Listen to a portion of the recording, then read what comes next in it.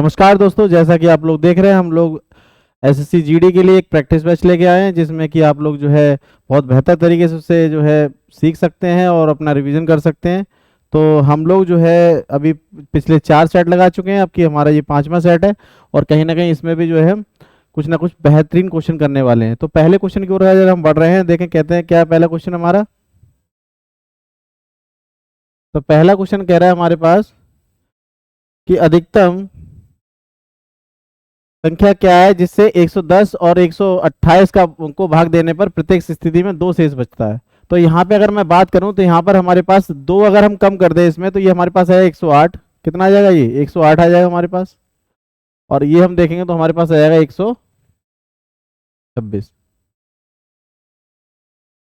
तो अगर हम बात करें यहाँ पर तो 18 अगर हमारे पास होता है, 18 देखें तो 18 अट्ठे कितना होता है, 18 छक्का कितना होता है 108, 18 18 सत्ते 126। तो कहीं ना कहीं यहाँ पर दो शेष बचने की संभावना रहती है, तो यहाँ पर आंसर हमारे पास कौन सा हो जाएगा? 18 आंसर हो जाएगा हमारे पास। सही है। तो इस तरीके से हम 18 पहुंच रहे हैं। अगर हम 38 और 28 की बात करें तो ये कहीं ना कहीं ज्यादा हो रहे हैं और इनका कहीं ना कहीं आंसर आने की संभावना नहीं है, क्योंकि यहाँ पर अगर बात करें 2 बार जाएगा तो ये 56 चला जाएगा और उसके बाद अगर हम इसकी बात करते हैं तो ये हमारे पास जो आएगा लगभग 76 के आसपास आएगा। तो ये आंसर पॉसिबल नहीं है। तो यहाँ पर आंसर हमारा कौन सा बन रहा है? तो 18 हमारा राइट आंसर है। सही है। चलिए अगले क्वेश्चन की ओर बढ़ते हैं। अगला क्वेश्चन क्या कह रहा है हमारा? कह रहा है चतुर्थानुपाती बताइए। क्या बताना है आपको? चतुर्थानुपाती। तो चतुर्थानुपाती बताते हैं जरा। तुम कह रहे हैं 2 है, 3 है, 5 है और हमारे पास यहाँ x मान लेते हैं चतुर्थानुपाती, या हम ए बी सी मान सकते हैं इनको। तो हमारे पास चतुर्थानुपाती होता है बी सी अपॉन ए। क्या होता है? बी सी अपॉन ए। तो बी हमारे पास कितना है? 3। और सी हमारे पास कितना है? 5। और बटे में ए हमारे पास कितना है? 2। तो मैं कहूँगा यहाँ पर 3 पंजे 15, तो 15/2 हो जाएगा और ये हमारे पास आंसर आएगा 7.5। ये दिख रहा है 15/2, तो 15/2 ऑप्शन बी दिख रहा है हमारे पास। तो आंसर यहाँ पे अगर हम देखें तो हमारे पास क्या आ जाएगा? 15/2। चलिए अगले क्वेश्चन की ओर बढ़ते हैं। अगला क्वेश्चन क्या कह रहा है हमारा?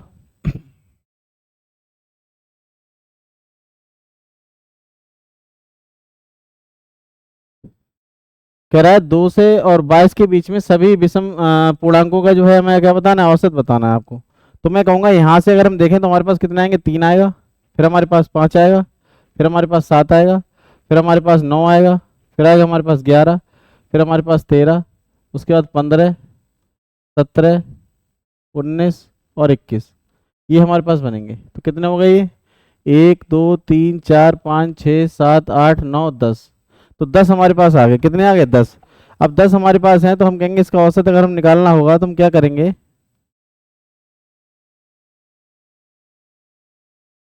सारी संख्याओं को जोड़कर उनका जो है औसत निकाल सकते हैं। तो अगर हम इसका योगफल देखें, विषम संख्याओं का योगफल हम देख ले, तो हमारे पास पहली संख्या क्या आ रही है? हमारे पास 3। और आखिरी संख्या हमारे पास क्या आ रही है? ये हमारे पास आ रही है। तो हम कहेंगे n/2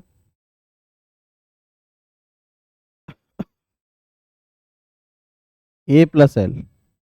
हम ऐसे कह सकते हैं, लास्ट और पहली संख्या इनटू में d। तो हम कहेंगे यहाँ पर हम देखें तो हमारे पास टोटल कितना मिल रहा है? तो 10 संख्याएं बन रही हैं, बटे में 2 आ जाएगा। तो यहाँ हम कहेंगे हमारे पास कितना आ जाएगा? जाएगा ये, पहली संख्या हमारे पास 3 है और आखिरी संख्या हमारे पास 21 है। और इनका अंतर हमारे पास कितना आएगा? तो हम कहेंगे इनका अंतर हमारे पास आ जाएगा 3 2 का। ठीक है। ये हमारे पास 2 से ही कट जाएगा आपके पास। तो यहाँ आ जाएगा हमारे पास कितना? 24। तो 24 हमारे पास आ जाएगा ये। और इंटू में 10। तो ये हमारे पास जो बनेगा, या हम सीधा सीधा एक काम करते हैं, इसका टोटली कर देते हैं, वो ज़्यादा आसान रहेगा हमारे पास। तो 3 प्लस का 5 प्लस का 7 प्लस का 9 प्लस का 11 प्लस का 13 15 17 19 और 21। और डिवाइड बाई हम कर देंगे 10 से। तो कितने से डिवाइड हो जाएगा हमारे पास? 10 से। ठीक है। तो 10 से हमारे पास डिवाइड हो जाएगा। चलिए देखते हैं जरा। तो हम कह रहे हैं हमारे पास जो बनेगा वो हो जाएगा ये हमारे पास 8 15 15 और 9 हमारे पास हो जाएंगे कितने? 24 24 और 11 हमारे पास कितने हो जाएंगे? 36 36 और 13 हमारे पास 10 46 49 हो जाएंगे, 49। और ये हमारे पास बने जाके 59 59 5 64 64 और 10 74 74 और 7 74 और 7 81 हो जाएंगे हमारे पास। 81 के बाद 19 और 21 अगर हम देखें तो हमारे पास हो जाएंगे 40। तो ये हमारे पास बन रहे हैं जाके पूरे 1 और 21। तो 120 बनेंगे जाके लगभग 120। अगर हमारे पास आंसर आ रहा है तो 120 हो जाएगा हमारे पास टोटल, और डिवाइड बाई हमारे पास हो जाएगा 10। तो अगर ये 0 0 काट दें तो हमारे पास जाएगा 12। कितना आ जाएगा 12। तो 12 हमारे पास सही आंसर आ जाएगा इसका। कितना आ जाएगा 12, सही है। इसका हमारा टोटल आएगा 120 अपॉन में 10। तो हम कहेंगे यहाँ पर हमारे पास क्या आंसर आ रहा है, तो हमारे पास आंसर आ रहा है 12। चलिए अगले क्वेश्चन की ओर बढ़ते हैं। अगला क्वेश्चन क्या कह रहा है हमारे पास, प्रथम 10 पूर्ण संख्याओं के वर्गों का औसत बता दीजिए जरा। तो हम कहेंगे हमारे पास पहली 10 संख्या है, अगर हम देखें तो हमारे पास क्या आ जाएगा, तो इसके लिए एक फॉर्मूला रहता है हमारे पास योग का फॉर्मूला रहता है वर्गों के योग का। तो हम कहेंगे ये रहेगा n+1 2n+1 बटे में 6। कर लेते हैं जरा। तो हम कहेंगे हमारे पास n कितना आ रहा है, तो हम कहेंगे n हमारे पास 10 है, और यहाँ पे n+1 हमारे पास 11 हो जाएगा। और यहाँ पे अगर देखें 2n का मतलब यहाँ 10 रहेगा, तो 20+1 मतलब 21 हो जाएगा हमारे पास। और अपॉन में कितना आ जाएगा 6 आ जाएगा। अपॉन में कितना आ जाएगा 6 आ जाएगा। अपॉन में कितना आ जाएगा 6।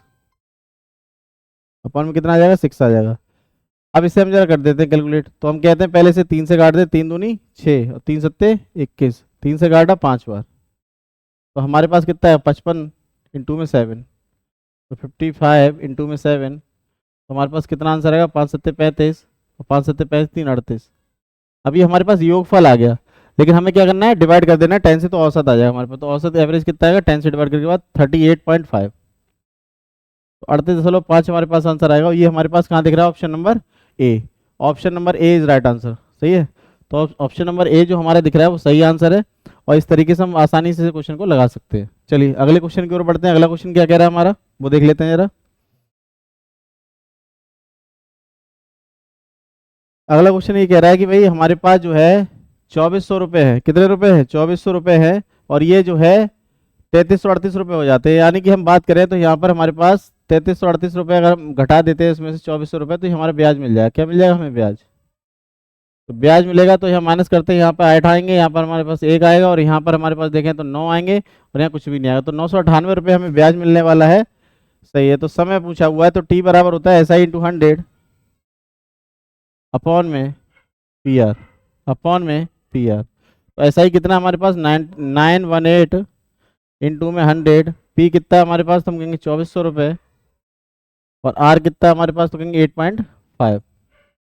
चलिए इसे हम काटने का प्रयास करते हैं। तो हम यहाँ पॉइंट हटा देंगे, और यहाँ आ जाएगा हमारे पास 0। 2 0 से 2 0 काट दिए हमने ये। उसके बाद 5 से काटा ये 17 बार चला जाएगा, 5 से काटा ये 2 बार चला जाएगा, 2 से काटा ये 12 बार।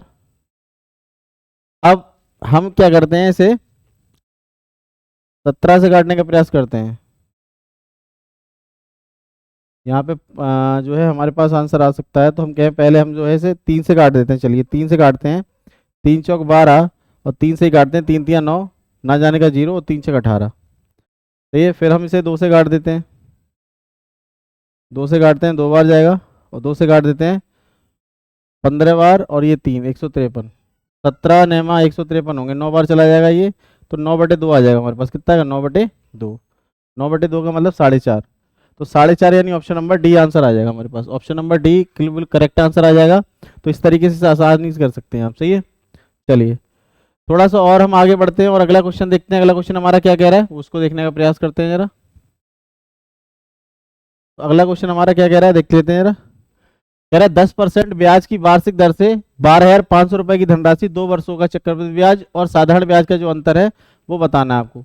तो जब भी अंतर आपसे पूछे, डिफरेंस आपसे पूछे, अंतर आपसे पूछे, तो आपको करना क्या है कहने का मतलब मूलधन जो होता है हमारे पास, यानी कि हमारे पास प्रिंसिपल जो होता है वो अंतर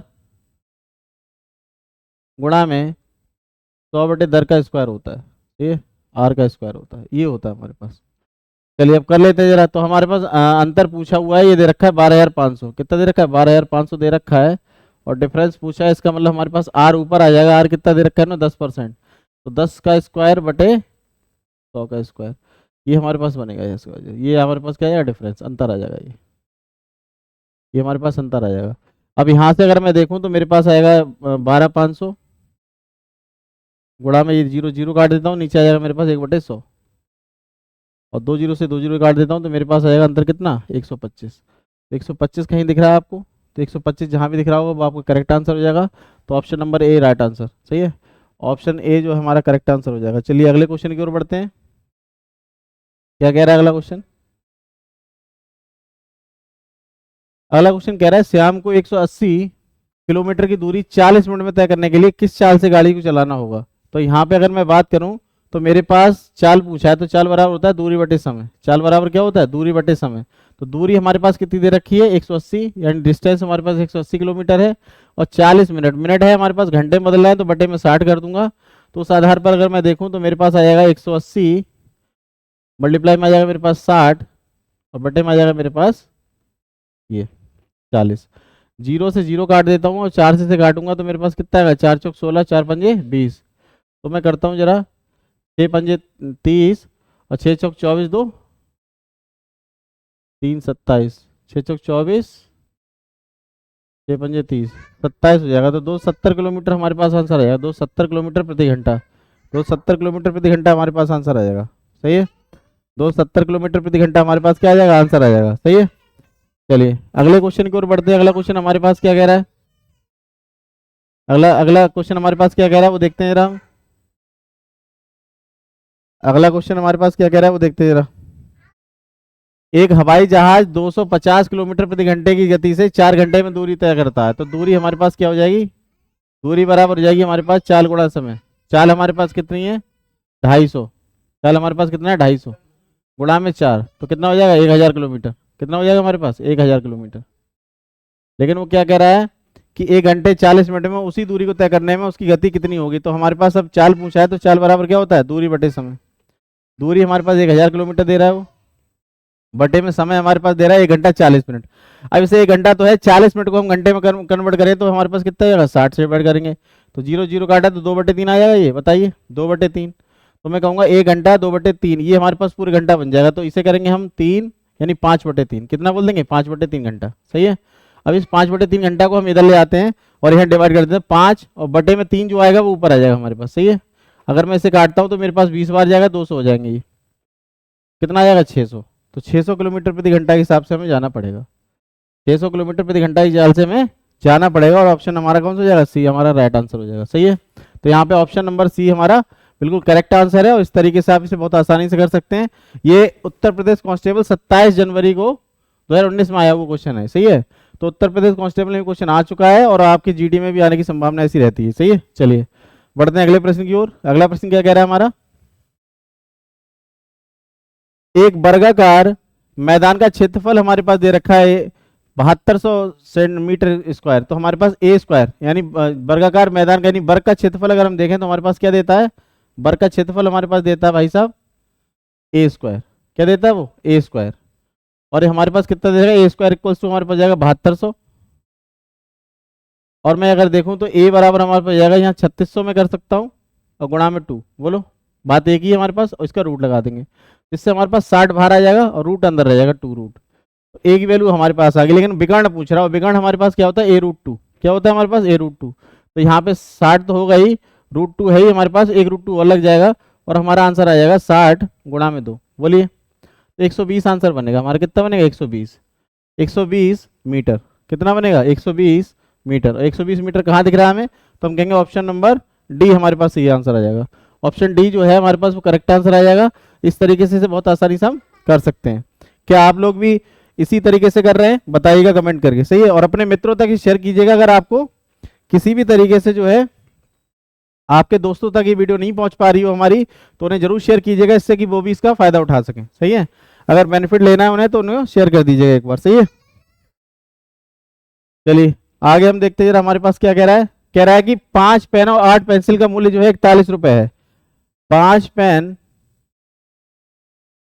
तो पेन हम मान लेते हैं x और पेंसिल हम मान लेते हैं y,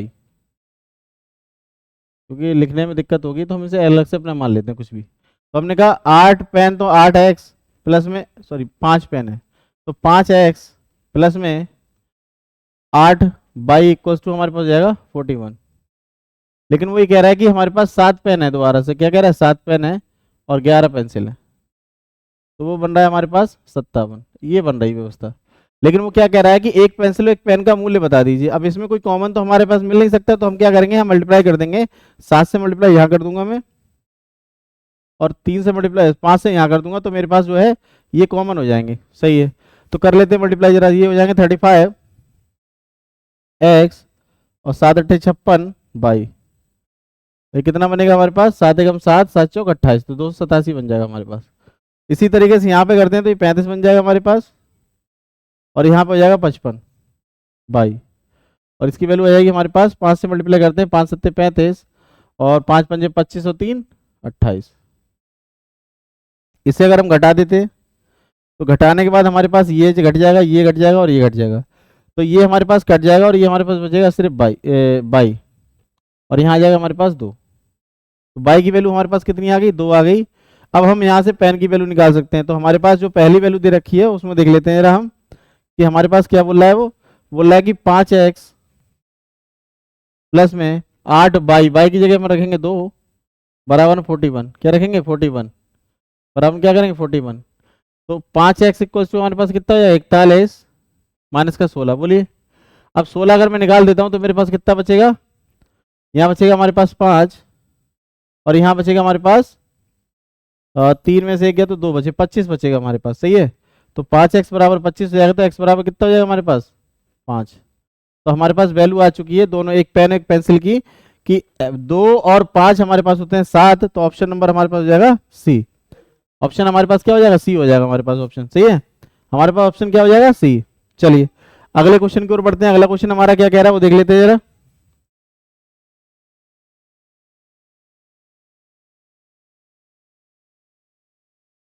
एक छात्र के अंक जो है 68 के बजाय 88 हो जाने पर इस कारण उसके औसत में जो है 0.5 सी बढ़ोतरी हो जाती है, तो छात्रों की संख्या कितनी होगी। तो हम कहेंगे यहाँ पर अगर हम देखते हैं तो हमारे पास डिफरेंस कितने का आ रहा है, तो कहेंगे 20 का डिफरेंस आ रहा है। 88 में से अगर 68 घटाता हूँ मैं तो मेरे पास कितने बचेंगे, तो कहेंगे यहाँ पर 20 बचेंगे।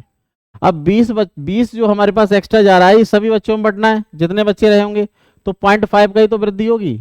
चलिए कर लेते हैं जरा हिसाब किताब। अब x बराबर हमारे पास कितना जाएगा, 20 बटे में 0.5, यहाँ 5 हटाया 0 बढ़ाया तो 5 से घाटा 5 चौक 20, तो हमारे पास x बराबर कितना जाएगा 40। तो कहीं ना कहीं बच्चे कितने रहे होंगे, तो 40 बच्चे रहे होंगे, और आप सीधे आंसर लगा सकते हैं ऑप्शन नंबर डी। तो बताइएगा सोल्यूशन कैसे हो रहे हैं, आसान आपको लग रहे हैं कि नहीं लग रहे हैं, और अपने मित्रों तक शेयर कीजिएगा, इससे जो है उन्हें भी इसका फायदा मिल सके। सही है, बाकी जो है हम रेगुलर बेसिस पे ऐसे ही क्वेश्चन करते रहेंगे, और जबरदस्त तरीके से जो अगला हमारा जीडी का एग्जाम होने वाला है उसमें परफॉर्मेंस देंगे। ओके, चलिए तो अगला क्वेश्चन क्या कह रहा है हमारे पास, बी और सी एक काम को 40 दिन में कर लेते हैं। तो बी और सी हमारे पास कर रहे हैं एक काम को 40 दिन में। ए बी सी अगर मिलके काम कर रहे हैं तो कितने दिन में कर लेते हैं, तो वो कर लेते हैं 20 दिन में। अगर मैं इसका एलसीएम लेना चाहूं तो मेरे पास 40 आ जाएगा, और ये एक बार जाएगा और ये 2 बार चला जाएगा। बोलो अब क्या कह रहा है वो, ए अकेला अगर काम करे तो कितने दिन में पूरा कर लेगा। तो मैं कह रहा हूँ बी और सी दोनों मिलकर कर रहे हैं कितने काम, एक काम। और यहाँ पर अगर मैं देखूं तो मेरे पास ए भी कितना कर रहा होगा, एक काम कर रहा होगा, तभी तो वो 2 काम कर पा रहे हैं। तो 40 दिन तक काम करना है, और 40 काम है, तो कितने दिन लग जाएंगे, 40 दिन लग जाएंगे। तो हमारे पास आंसर कौन सा आ जाएगा, 40। ऑप्शन नंबर डी आंसर आ जाएगा। सही है, तो हमारे पास ऑप्शन नंबर डी वो करेक्ट आंसर हो जाएगा हमारा। चलिए बढ़ते हैं अगले प्रश्न की ओर। अगला प्रश्न क्या कह रहा है हमारा वो देख लेते हैं एक बार।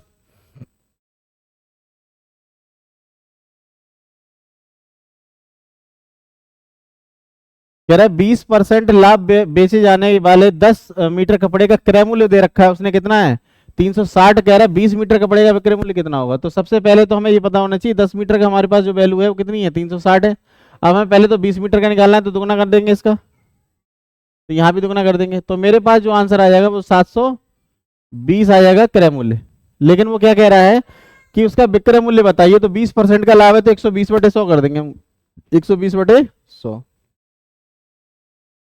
तो एक जीरो से काट दिया, एक जीरो से काट दिया, तो मेरे पास कितना आ गया 12 चौक 12 दूनी 24 और 12 सत्ते 84, 84 हो तो कितने हो गए 86।